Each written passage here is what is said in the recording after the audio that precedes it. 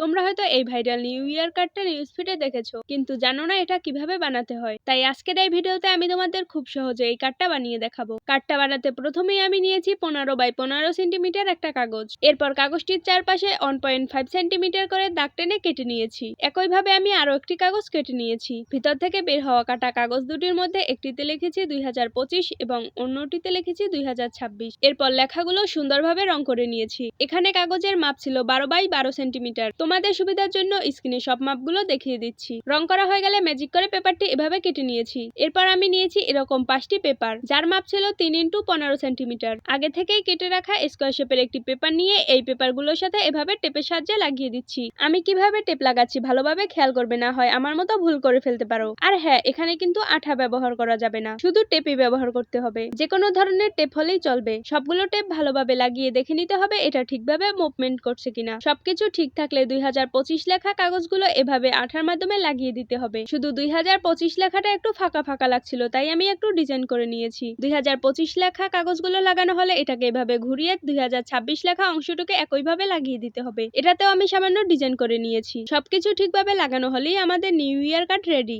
আমার মনে হচ্ছে এখানে একটু শক্ত কাগজ নিলে আরো ভালো হতো, তাই তোমরা ট্রাই করলে অবশ্যই একটু শক্ত পেপার ব্যবহার করার চেষ্টা করবে। তো আজকের আইডিয়াটি কেমন লাগলো কমেন্ট করে জানাও। আর এমন নতুন নতুন আর্ট ক্রাফট ভিডিও পেতে চ্যানেলটি সাবস্ক্রাইব করে পাশেই থাকো।